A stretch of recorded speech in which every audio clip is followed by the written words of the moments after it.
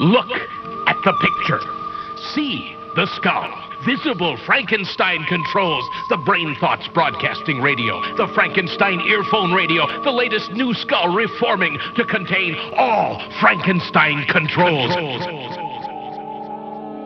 This week's episode of Frankenstein Control is brought to you by Shark Tank. This new season will be the most extreme yet. Higher stakes, more billionaires, way more sharks. Welcome, everybody. So all the billionaires get eaten. Yes. What happens to their money? The sharks eat it also. And then it becomes like a hunting game. How does it eat money that's in their bank accounts and locked up in investments? These are great sharks. These are really great. These are great white sharks. And when you're that white, you can do anything. You know, I think we should set these sharks loose on Wall Street. It might do something about, the Jeff Foxworthy's of Wall Street. Ah, yes, the famous Leonardo DiCaprio movie, Jeff Foxworthy's of Wall Street. They're vicious predators. In the boardroom and, I don't know, at home. In the boardroom and in the bedroom. Get your Foxworthy today. If you hoard millions of dollars while the poor are starving and sick, you might be a billionaire. You're definitely not a redneck. Hey everybody, welcome to this week's episode of Frankenstein's Control. Oh, I'm your host, the man who just keeps fucking up the foam in this room, Taylor Russell. To my left is Ada. I'm Ada. I'm the source of all foam. When agitated, I secrete it. It's very painful. Nobody likes it, but it's just you gotta make a living. So don't agitate her, unless you want foam. And you'll get foam. Speaking of, sitting in front of me, number one foam enthusiast in the world, B-Rye. Hi, I'm B-Rye. I've actually been described before by some as a poor man's B-Rye.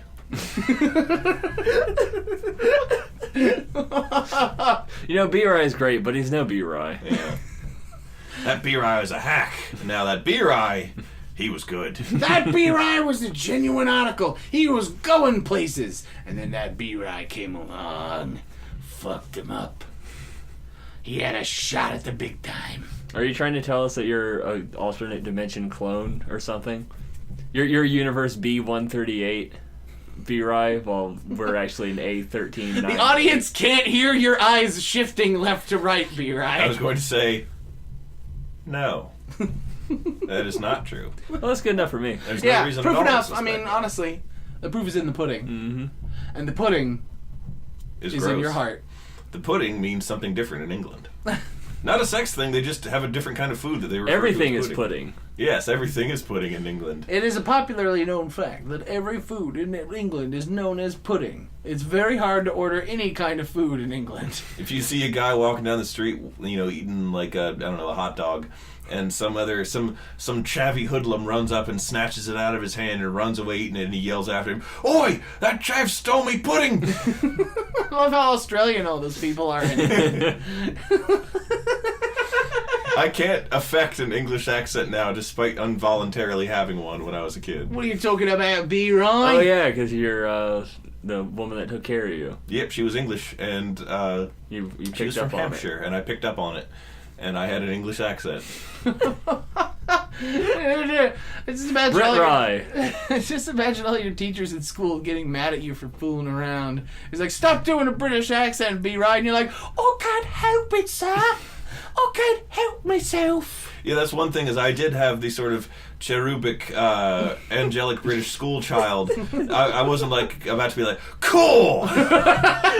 You strofe! Shove it right up your bum, you bugger! Says 5-year-old B-Rye. Yep. Oh, what is it? I'll cap you straight in the gob, you pillock! Just little 5-year-old B-Rye screaming that at a preschool teacher. You imagine? Come and get one of the yarbles if you have any yarbles. Little B-Rye with a bowler hat and the mascara on one eye, and the weird jock strap. It's a diaper. Oh, is it? I don't know. The Clockwork Orange Weird, outfit. yes. We're all thinking of the same It's thing, Billy right? Boy on Poison who says the line that I just said. Oh, Billy Boy on Poison. That's his whole name. Evidently, that's what Alex calls him. Oh, what if he's just says Billy Boy and then he's referring to a state of being inebriated and he says on poison because that's a hip, cool, dystopian way of saying it. That's not only likely, but Kubricky. Somebody, I forget who. I went to the doctor and was diagnosed with Kubricky. A joke that I heard recently, I don't remember where, it was on one of the many things I watched and or listened to, referred to Stanley Kubrick's appearance vis-a-vis his like quality of work and just how like I guess he put all of his effort into it, the things that he made. He's like, I'm Stanley Kubrick. All my films are great. I look like shit. Or something to that effect. Well, I mean, you put that much work into your work. Where else does it go? Can't not on your face. Yep. Kubrick's face was famous for having 17 different types of mole. Yeah.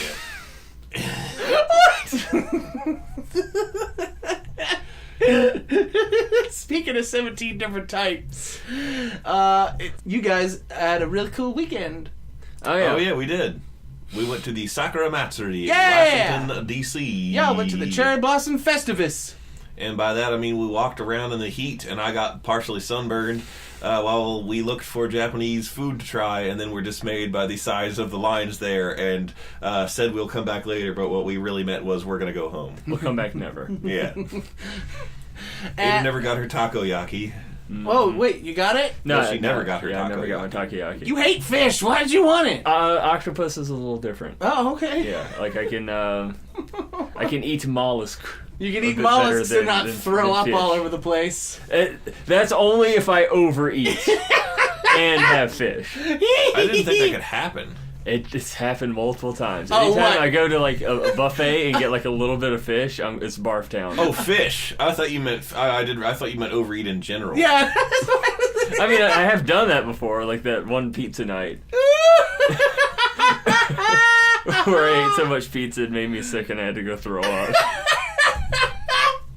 We were playing D&D. You were there. I'm sort of remembering this. We were all playing D&D. Oh, yeah, I do remember. And yeah, we ordered yeah, pizza as yeah. we usually do, and Ada kept cramming cheese chunks into her fucking craw all night. And we're all like, Ada, you're gonna get fucking sick. You've had like a whole pizza and a half. And Ada's like, don't you tell me what to do. And I'll tell you when I've had enough. And Ada had enough because Yeah. Why were you a drunk Southern belle?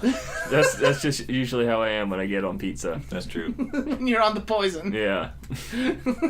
When you're I'm drunk on pizza. When you're That's how it felt. I was so sick on pizza. But speaking of sick and heat stroke, Sakura Matsuri, I want you guys to talk about that more, because I didn't get to go. It was cool. There was a lot of people cosplaying that made me honestly have pangs of, the days when we used to do that, and I miss it, but I'm also near 30 now. They weren't like horrid, like, oh no, kind of cosplay. Oh, there were plenty of those. Oh no. Like the Mega Man. Oh, yeah. What happened? Now, I'm going to preface this by I saying... want to preface this as Mega Man is one of my favorite fictional characters of all time. Which is exactly why we were both sad that you weren't there to witness this. Yeah. But now I need to preface this in this era of political correctness by stating that the three of us are well in fact aware that we are by no means this is what perfection looks like type people. What, we you make mean like frequent body jokes. shaming? Are you talking about that? Yeah, it's body shaming. We make frequent jokes to that effect. I think all three of us make disparaging humor on they're fairly regular enough for people to know. But this man, Well, the thing is like by himself, the guy was not weird looking at Yeah, he all. really or- wasn't. He was just a very average looking person. The average thing is, build, average height, he was doing classic Mega Man, and classic Mega Man has a very like simplistic deformed design, a and- kind of chibi proportions. Yeah, it has the So when you like put short, that- stocky proportions. Yeah. So when you put that onto a person, it looks a little bit weird. Yeah. When you put it on a very tall and lanky person, it looks even stranger. with a pot gut through the No! skin-tight morph suit that comprised the torso portion of the costume. But it wasn't. As we walked past, Ada and I shared a knowing glance, and we waited until a polite distance had passed to begin to express the mirth that we had bottled inside of us. the thing that killed me was not his body shape in the spandex, which, as I've stated, we have about, but rather the giant floppy feet. He had floppy feet? Giant, just floppy old boots that Yeah. looked like oversized socks worn by a child.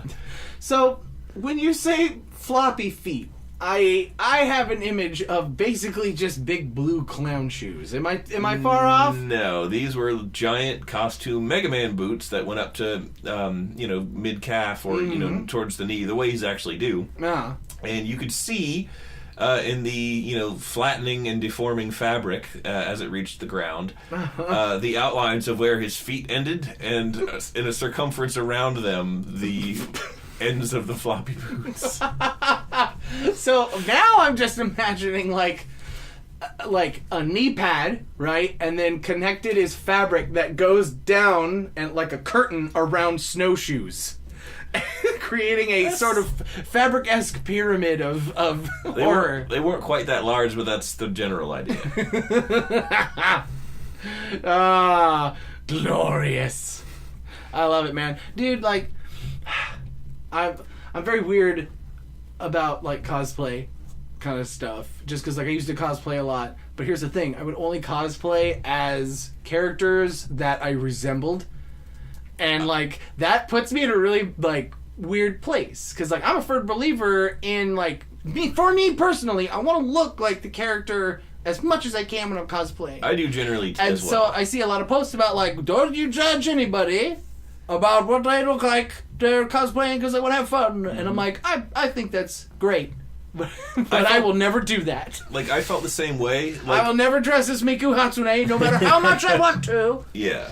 Unless, well, there was always, like, the really ironic cosplays Yeah, like but that's that are overdone. funny, but- I would cosplay as Ronnie cosplaying as Sailor Moon. Yes, that's a good one. Ronnie from WAP Comics. Yes. Which isn't too far off because I kind of look like him anyway. Yeah. I, like, for example, I felt the same way. Like, You're right, you wouldn't cosplay as Mega Man, for instance. Yeah, like, I could and Or at did. least do like Mega Man X, who has more of Yeah. an adult human perspectives. Yeah. Proportions. What I was going to Instead say- of original Mega Man, which is proportioned like a small fat child. Yeah. Which would be great for me because I'm essentially a large fat You child. would look not horrible Thank in you. a classic Mega Man costume. Thank you. Yes. Thank you. Depends if on you- All I wanted to hear. If you smoothed out the whole gut and torso area, Impossible. because like you don't want a Mega Man with man tits. Mega Man tits? Yes. This one had and them. if you're wearing spandex, that's just gonna happen. Yeah. There's just no getting around the man titties. And, like, look at me. My God. I'm nothing but man tit, frankly. For myself, it's like back in the day when we cosplayed, I could cosplay as a slender, clamp-drawn protagonist. Like, I cosplayed L pretty well from friggin' Death Note. Oh, yeah. All I did was not comb my already long black hair. That's right. That was back when you had long rye hair. And I just wore a white shirt and jeans, and I drew like the circles around my eye, and I was like, all right, I resemble him enough to pull this off, like body wise. I am the L. I was an extremely tall L, but then of course I went home and read the VG Cast where it's like, you can't cosplay L, it's just jeans and a shirt. And I was like, while that annoys me, I have to concede that's kind of correct. Shit, that's fucking 80% of Homestuck cosplays. Yeah, just jeans and a shirt. Yep. And that is by design. I mean, to reflect upon, like, sort of the genius of Andrew Hussey's very simple character designs of, like, Yeah. I'm going to make something that literally anyone can cosplay. Exactly. And then make those cosplayable shirts available at my online store by now. And I'm like, oh my God, he cracked a fucking code, dude. Fuck. And then I'm going to make it an ensemble cast. So everybody has at least one character they can relate to. Yeah. And then buy their shirt and then cosplay as them at the con. Because all they need to do is put on the shirt. Maybe slather a little bit of gray jizz all over themselves. Wear some candy corn on their I head. wonder if Andrew Hussey like invested a ton of money in like Ben Nye cosmetics or like costume makeup. It took me a while to be like, but I'm a strange guy. Wait a minute. That's what we use. Because that was the brand that everyone was recommending at like the height of the height of the home that's stuff what we bought when we did our costume. Oh God, we did troll cosplays when we were young. Yeah. We were Yes, foolish. It was we were fun. 21 years old. Yeah, we had fun though. Yeah, it was a lot of 22. fun. That was really fucking fun. It was a lot of fun and far less sad than like I feel I should expect it to be. It was really super fun, and because it was at the height of the popularity, we were with a bunch of like-minded people, a huge community of like-minded But cool we weren't people at at such the a con. height to where we found ourselves placed within like the horrible people who would do gross shit. Yeah. And be like, That wow, came this is after. why nobody likes this. This is why this is a tainted brand now. Before the fandom Invader Zimmed itself. Ugh, God, that's such an accurate. Speaking of Invader Zimming yourself, there is one thing about the Sakura Matsuri that I think needs to be discussed. Don't you agree, Ada? What? About a certain car ride. About a certain... Oh. What?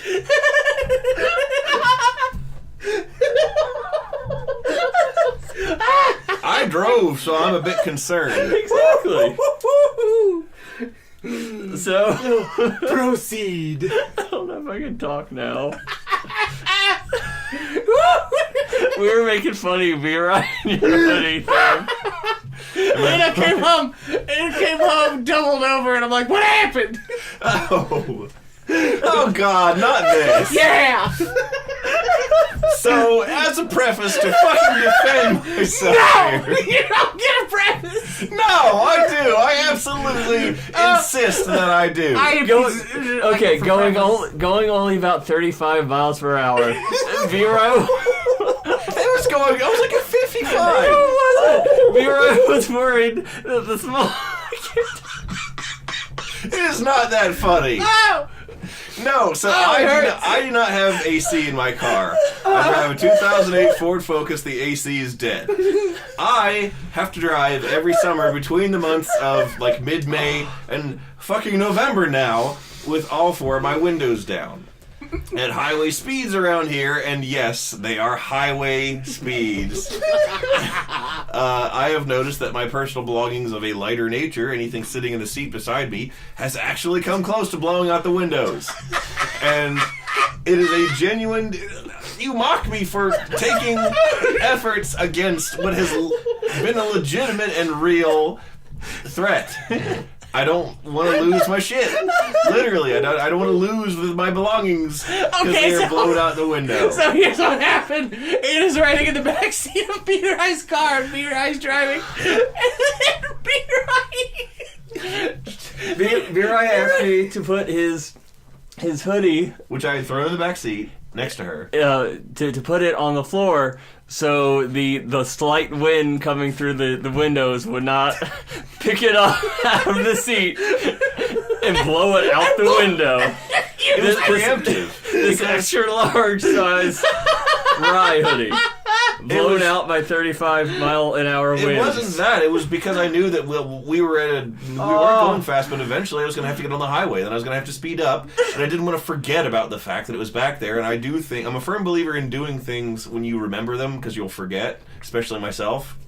So I told her to move my hoodie so that it wouldn't get blown out the fucking window, and I wouldn't be out a $16 ratty blue men's hoodie. what kind of fucking Wizard of Oz ass tornadoes blowing through your car is gonna pick up a fully fledged article of heavy clothing that you wear in the wind? See, this is the part where I say I've seen this happen before. Everything I prepare for is against... Have you seen it actually happen or almost happen? It came very close to happen. You say it came close.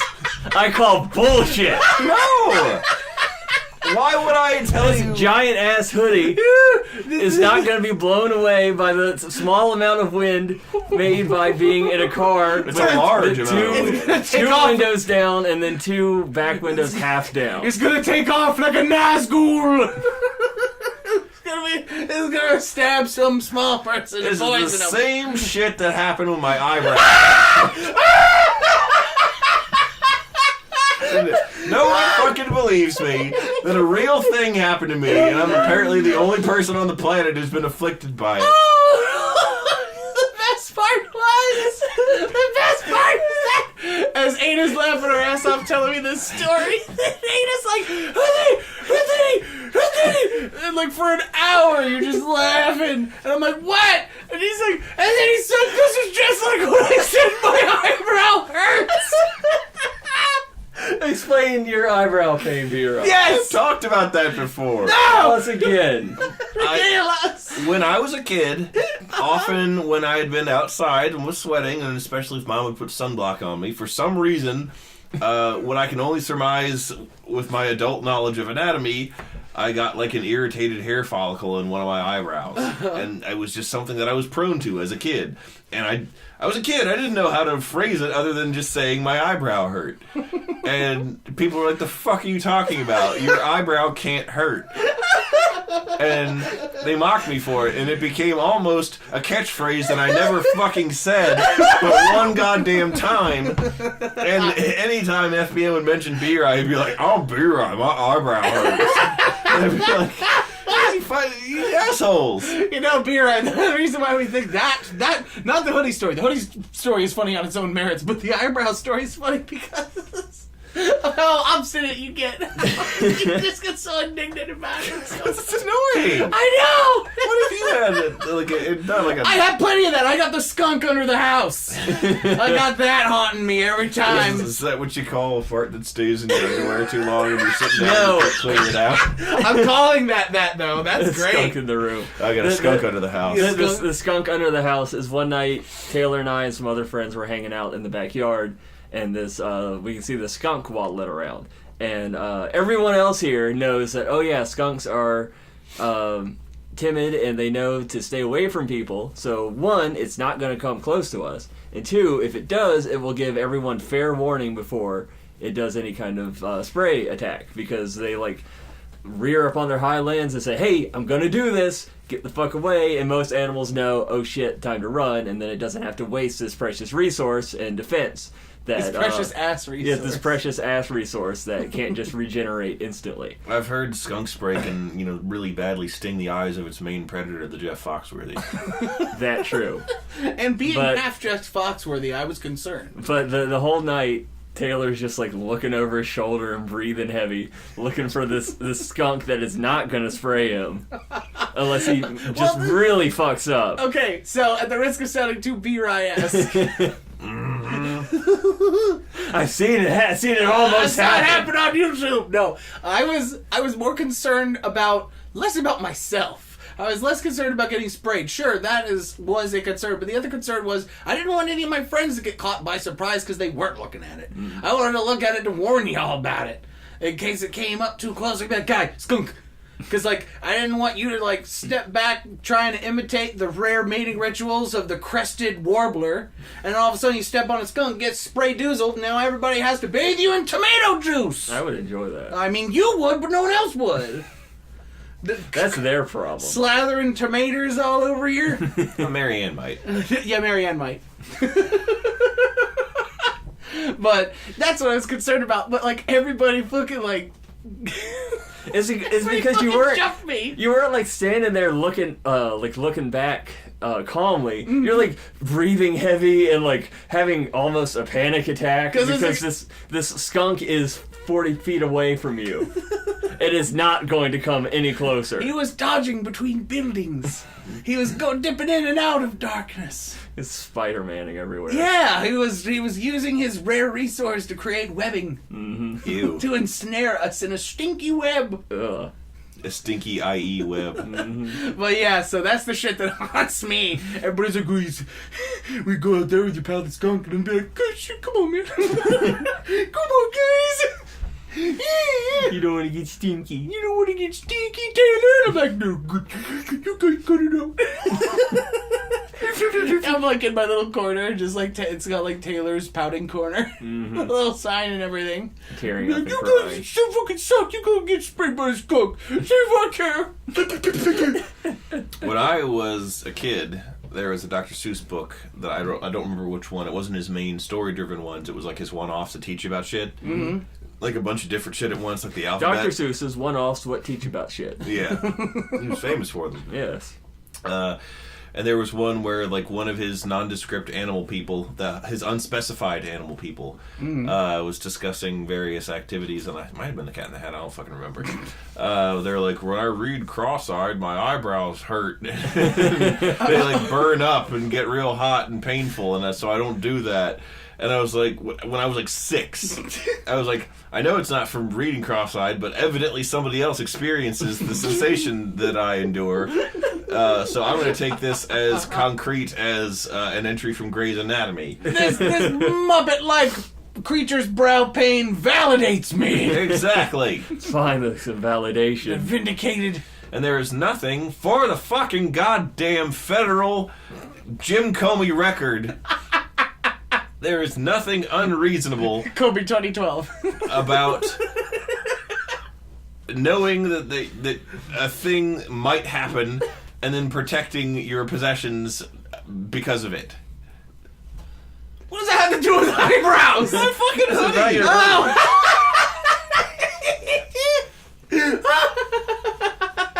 In this house, we don't call 911. We tie our hoodies down.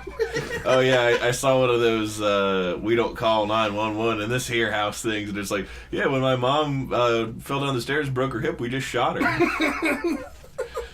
I mean, that's how most problems are solved in the Russell family. Trust me on that one. I'm quite That's partial. why I got all these bullet wounds. Myself, I'm quite partial to the we dial 357. I don't get it. 357 Magnum. Ah. I'm pretty sure Early has a hat that says that in an episode of Squidbillies. Oh, okay.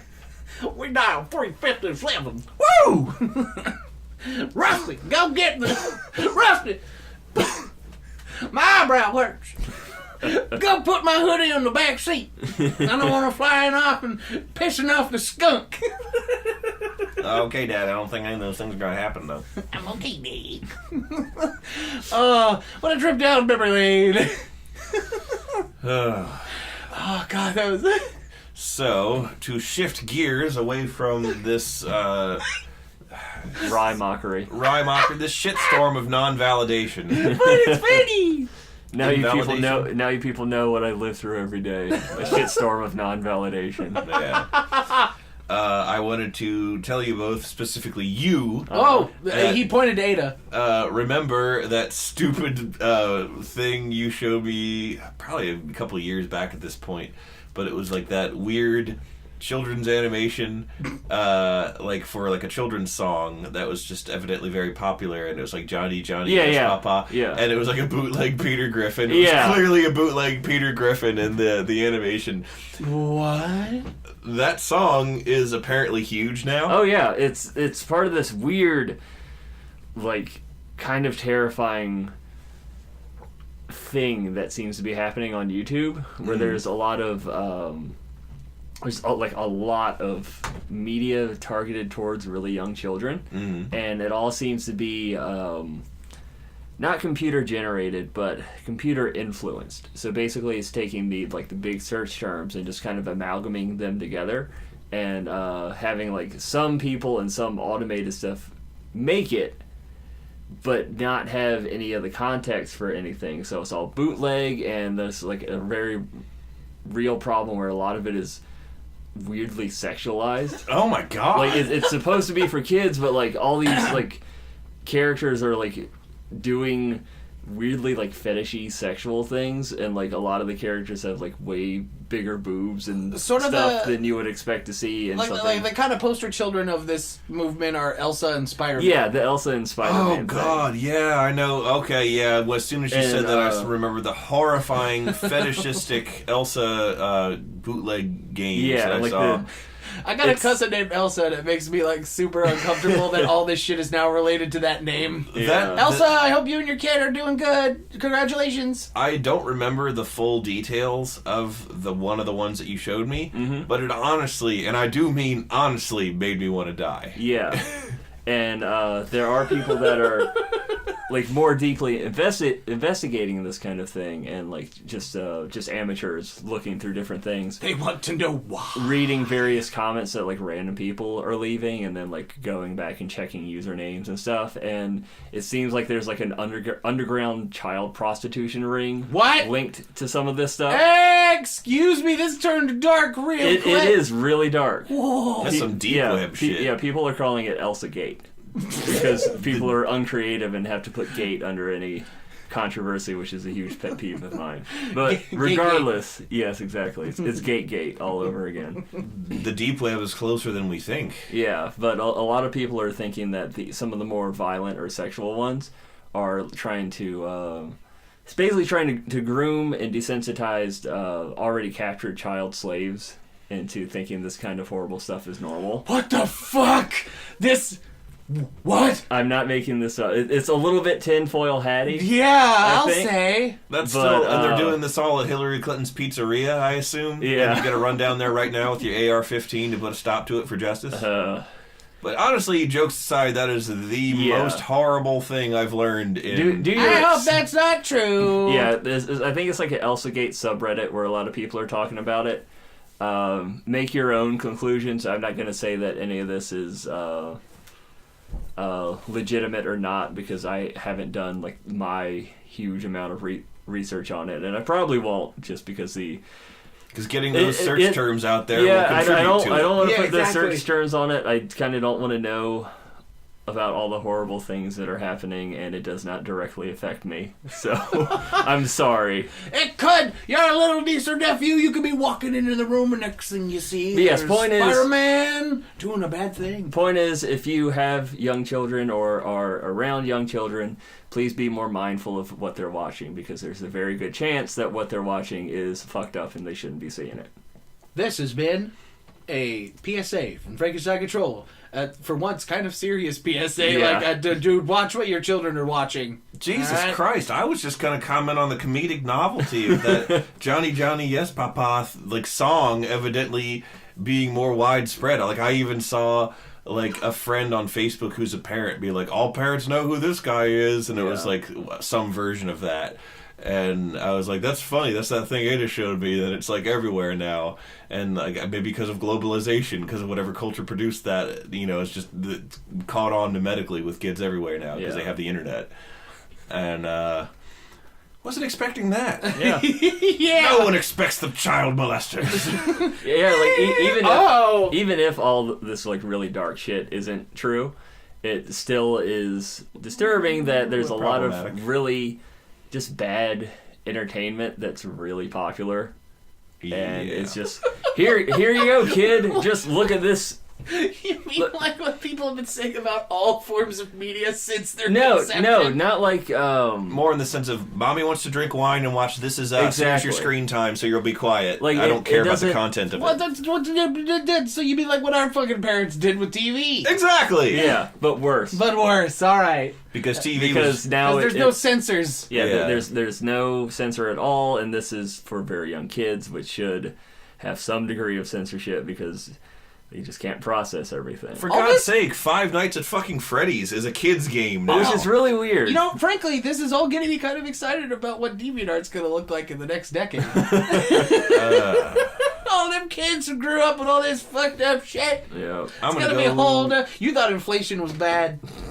Shit's going to get real, dog. It already is real. I've seen it. Oh, no. I'm going to go fucking Henry That's David a Bible Thoreau verse, it. I think. I have seen the mountain. That sucks. That makes me want to go into the woods and Henry David Thoreau up.